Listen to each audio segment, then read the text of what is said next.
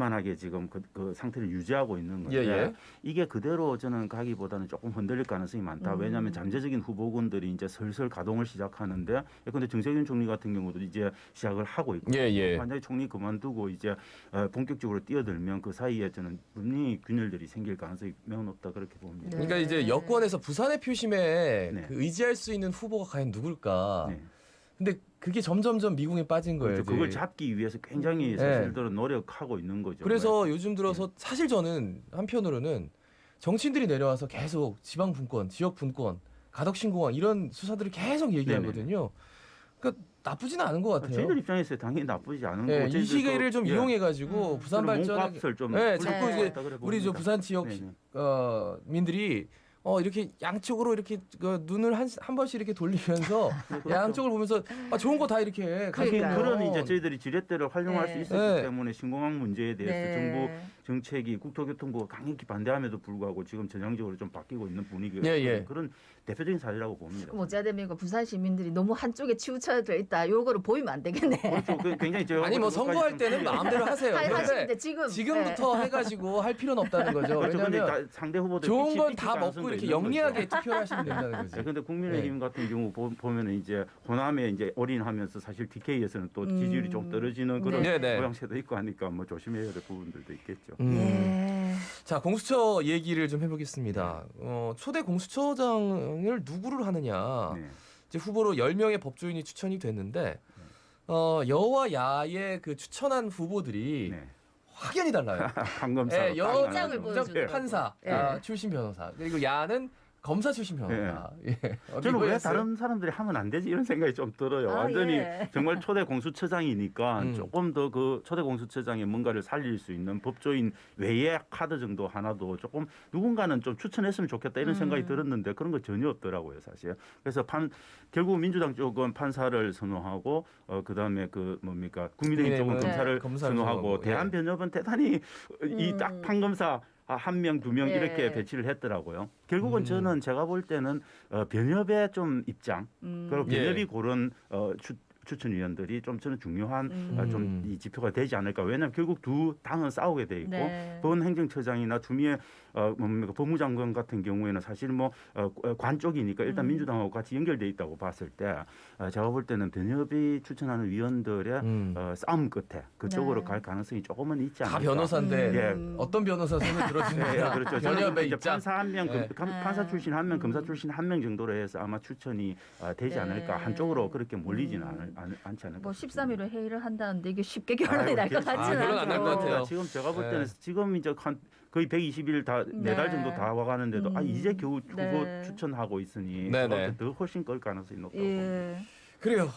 내년 PK 지역 재보궐선거판이 보통 우리가 재보궐선거하면 이제 서울시장과 부산시장만 생각하는데 그게 아니에요. 울산 남구청장 포함됐고 경남 의령군수 최대 5곳에서 재보선이 진행이 되는데 현재는 이제 부울경 지지율 조사에서 국민의힘 지지율이 이제 더불어민주당보다 높게 나타난 상황입니다. 어떻게 보세요? 저는 모르겠습니다. 그 조사라고 하는 거는 그때 어떤 방식으로 하느냐에 따르고 또 조사 기관마다 다릅니다. 한국갤럽하고 제가 볼 때는 리얼미터하고는 완전히 좀 다른 경향들이 있고요. 그래서 어느 걸 믿어야 될지는 알 수 없지만 그래서 저는 중요한 좀 지금 현재 국민의힘은 조금 올라가고 있는 추세다라고 하고 그 민주당은 좀 떨어지는 추세다. 뭐 이걸 좀 잘 봐야 될 것 같습니다. 근데 이제 이건 저는 요동치고 있는 부분들이기 때문에 앞으로 이제 바이든 미국 대선이 끝나고 그게 정상화되고 그 속에서 종전선이나 이런 부분들을 정부가 어떻게 다루고 뭐 이런 것들이 남아 있어서 저는 이 추세가 계속 가서 나중에 결국은 여당이 완전히 야당에 밀리는 그런 형국으로 갈 가능성 그런 것들은 지금 현재 당장은 예측하기는 저는 굉장히 좀 어렵다고 보고 있고요. 그다음에 재보선은 일단은 민주당 입장에서는 저는 되게 불리한 구도에서 질 수밖에 없다. 왜냐하면 이건 원인 제공을 했던 부분들도 했으니까. 있는 거고 양산시장 같은 경우도 그렇지 않습니까? 될 가능성이 꽤 있는데 그런 경우에도 사실 원인 제공을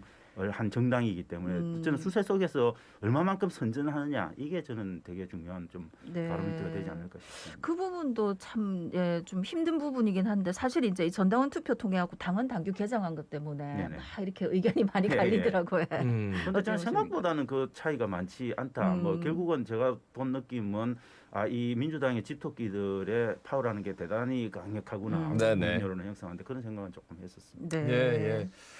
그 민주당이 이제 기획단을 출범시켜서 선거에 본격적으로 돌입을 했습니다. 네. 이낙연 대표 뭐 사과와 함께 구호를 뭐 했는데 네. 뭐 이게 어떻게 보세요?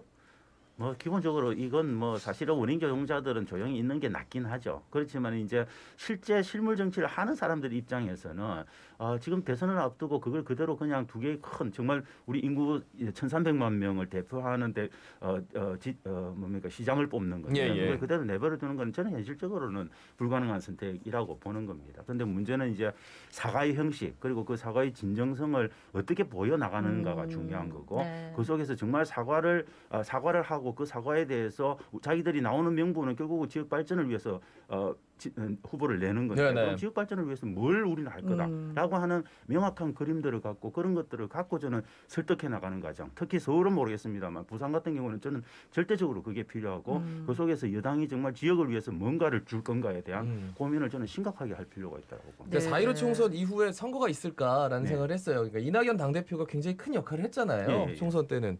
근데 이제 4.7 재보궐선거에서 예, 예. 마치 이낙연 당대표와 김종인 비대위원장의 대리전처럼 대리전이죠. 이게 구성이 됐단 말이에요. 네. 그 김종인 비대위원장 입장에서도 내년 4월 7일 재보선까지가 본인의 임기이기 때문에 그렇죠. 정말 중요한 거잖아요. 네. 그러면 진짜 아마 사활을 뭐그 걸고 재보선에서 저는 서울시장 선거가 이제 제일 중요한 뭐 부산시장 선거는 조금 지금 현재는 열세로 일단 판단이 조금 되는 부분들이 있긴 하지만 저는 서울시장 선거를 내준다 거기다 더해서 부산시장 선거까지 내준다 그러면 뭐 그냥 뭐 말도 필요 없이 저는 아웃되는 거고요. 뭐 자연스럽게 아웃되시는. 이낙연 당대표도. 그런데 저는 이제 네. 서울시장 선거 정도를 하나 건졌다라고 했을 때는 조금 저는 완전히 좀 달라지지 않을까 야당의 입장에서는. 네. 그런데 이낙연 대표는 이제 완전히 반대의 입장에 있겠죠. 제가 볼 때는 서울시장 선거 내주는 순간 아마 지지율 훅 떨어질 거고 그 속에서 제가 볼 때는 당 체제를 다시 개선하고 그 속에서 저는 계속 좀 대권 주자로서의 어떤 가치 이런 것들을 계속 좀 떨어질 가능성이 있지 않을까. 그러면서 저는 당의 주류들이 좀 다른 선택을 하고 예, 그 예. 그러니까 선택한 후보가 조금 더 이재명 후보와 어떻게 보면 양강구도로 오히려 형성해 나갈 가능성도 저는 좀 있지 않을까 뭐 그런 생각을 합니다. 네. 예, 예.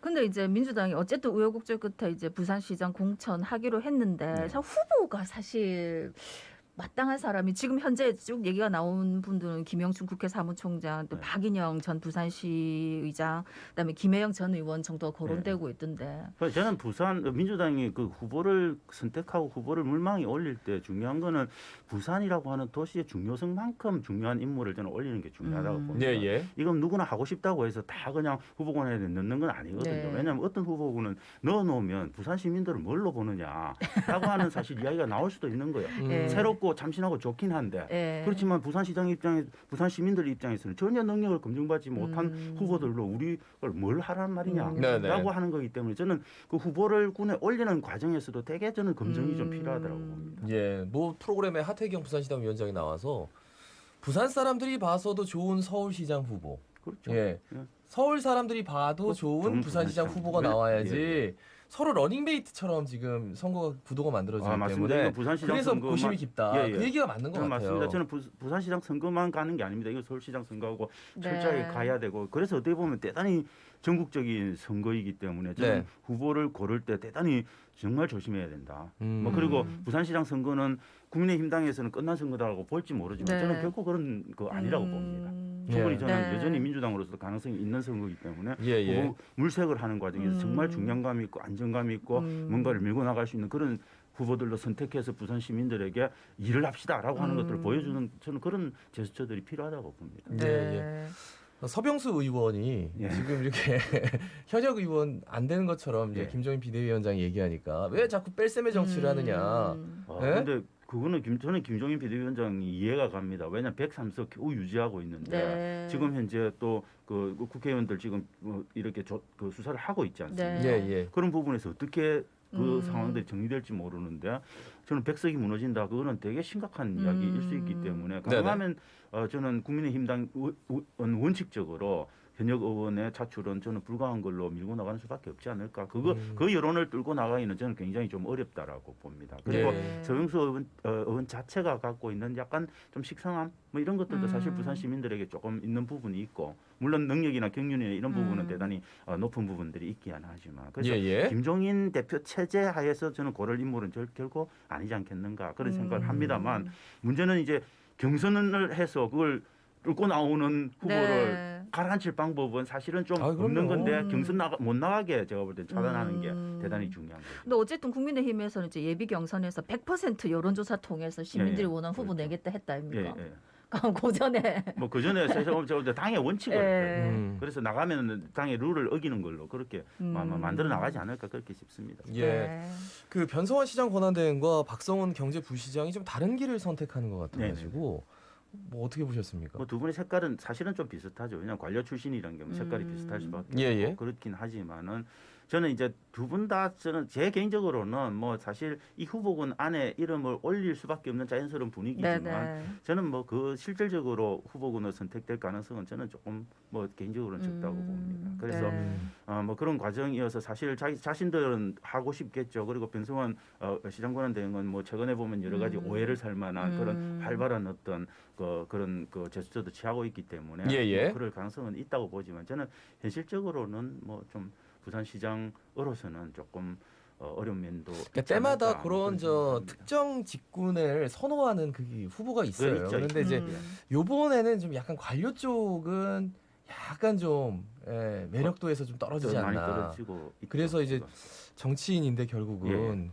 하여튼 저희 지켜보는 입장에서는 이제부터는 좀 관심 있게 지켜봐야겠다는 생각이 들어요. 지금부터 정말 눈을 부릅뜨고 시민들이 지켜보고 누가 정말 제대로 부산을 발전시킬 수 있을까. 부산을 뛰어넘어서 또 제가 볼 때는 전체 우리 이 지역, 그 동남권 지역의 발전을 누가 이끌까 이런 것들에 대한 고민을 저는 정말 심각하게 할 필요가 있다고 봅니다.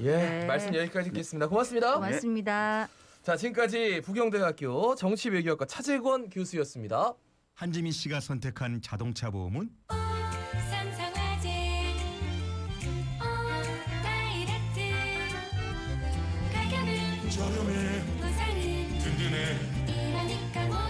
다이렉트 자동차 보험. 전화 가입은 1600-5008. 가입 시 유의사항을 확인하세요.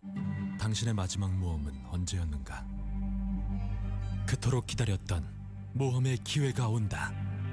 집 블랙 프라이데이 10월부터 11월까지 최대 20% 할인. 놓쳐선 안 될 기회를 잡아라. 블랙 프라이데이즈 집. 부산광역시의회가 꿈꾸는